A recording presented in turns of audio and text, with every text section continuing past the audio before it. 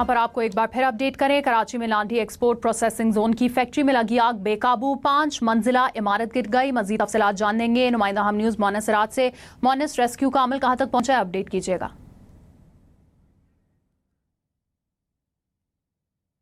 मोनिस से भी रब्ता करने की कोशिश करेंगे। यहाँ पर आपको बताएं, आग ने मुतासरा और एतराफ की फैक्ट्रीज में मौजूद वर्कर्स को बहिफाजत निकाल लिया है। कराची लांडी की फैक्ट्री में लगी आग बेकाबू हो चुकी है। नुमाइंदा हम न्यूज़ मोनिस सिराज की तरफ एक बार फिर चलेंगे। मोनिस, रेस्क्यू का अमल कहाँ तक पहुंचा है, अपडेट कीजिएगा। यहाँ पर आपको बताएं, आग ने साथ वाली फैक्ट्री को भी अपनी लपेट में ले लिया। हुकाम ने इस आग को तीसरे दर्जे की आग करार दिया है और ये कराची में वाकया अफसोसनाक पेश आया है, जहां पर लांडी एक्सपोर्ट प्रोसेसिंग जोन की फैक्ट्री में लगी आग अभी भी बेकाबू है। मोनिस रात से मजीद तफसीलात जानते हैं। मोनिस, अपडेट कीजिएगा रेस्क्यू के हवाले से। जी, एक्सपोर्ट प्रोसेसिंग जोन में जो आग लगने का वाकया पेश आया था उसको अब तकरीबन 6 घंटे से ज़ायद का वक्त गुजर चुका है और सूरत हाल ये है कि वो इमारत जो कि तकरीबन 1 एकड़ के लगभग रकबे पर मुहित थी, 4,000 गज़ के 4 से 5,000 गज़ का ये रकबे पर मुहित ये इमारत थी। जब ये ज़मी बोस हुई है तो आग के जो शोले थे उनकी शिद्दत तो अगरचे कम हो गई है, लेकिन जो फायर फाइटिंग का अमल है वो इस वक्त भी पूरी आबोताब के साथ जारी है। इस इमारत के चारों तरफ जो है फायर टेंडर्स खड़े करके वहाँ से फायर ऑपरेशन को मुमकिन बनाया जा रहा है। इस इमारत की जो अक़बी जानिब है वहाँ से स्नार्कल का इस्तेमाल करके बलाई जानिब से फायर फाइटिंग की जा रही है, जबकि अतराफ़ में चारों जानिब से पानी और फोम का इस्तेमाल करते हुए इमारत पर पानी की मदद से आग बुझाने की कोशिश की जा रही है। अब चूँकि इतना बड़ा स्ट्रक्चर था इमारत का, ये अब गिर चुका है तो इसका मलबा हटाने में भी खासा वक्त लग सकता है। हमने देखा कि इसके अक़बी जानिब जो मशीनरी है वो पहुँचा दी गई है और मरहलावार जो मलबा है उसको हटाते हुए फायर फाइटिंग की जा रही है और इस बात को यकीनी बनाया जा रहा है कि अगर कुछ ऐसा मटेरियल मलबे के नीचे मौजूद है जो कि आग की शिद्दत में इजाफे का या दोबारा आग लगने का बाइस बन सकता है, तो इस बात को यकीनी बनाया जा रहा है कि उस मटेरियल पर जो है वो पानी डाला जाए, उसकी आग की शिद्दत को कम किया जाए।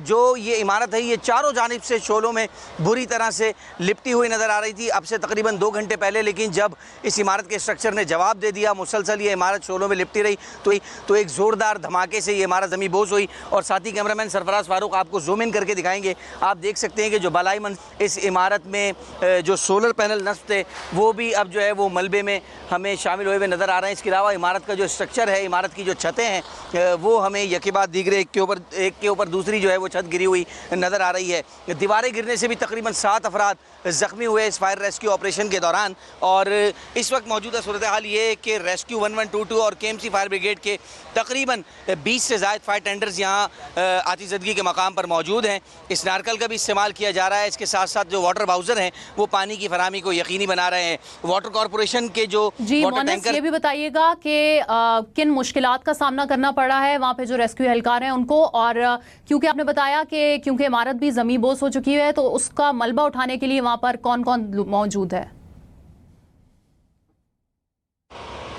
जी, इमारत का मलबा हटाने का काम जो है वो इस वक्त जो मशीनरी लाई गई है उसी की मदद से किया जा रहा है। जो मशीनरी चलाने वाले माहिर अफराद हैं उन्हीं की मदद से जो है वो मशीनरी की मदद से ही मलबे को हटा रहे हैं, क्योंकि मलबा की ये थोड़ा नहीं है, ये बहुत ज़्यादा मलबा है और इसको मुकम्मल तौर पर हटाने में चंद रोज़ लग सकते हैं। इस बात का इम्कान ज़ाहिर किया जा रहा है और एक ही जानिब से अभी मलबा हटाने का काम शुरू किया गया है। और जो इमारत का ये वाला साइड है जो कि आपको मेरे पस मंज़र में इस वक्त नज़र आ रहा है, यहाँ से इस वक्त जो है वो सिर्फ फायर है, क्योंकि इमारत से आपको अंदाज़ा हो रहा होगा देखकर मनाजिर में कि जो धुआं है वो अब भी उठता हुआ महसूस हो रहा है, जो कि इस बात की निशानदेही कर रहा है कि मलबे के नीचे जो है वो इस वक्त भी जो आग की लिपटें हैं, आग के शोले हैं वो मौजूद हैं। और मजमूई सूरत हाल की बात की जाए तो बिला तात्तुल तकरीबन अब 6 घंटे का वक्त गुजर चुका है इस फायर रेस्क्यू ऑपरेशन को जारी रहते हुए।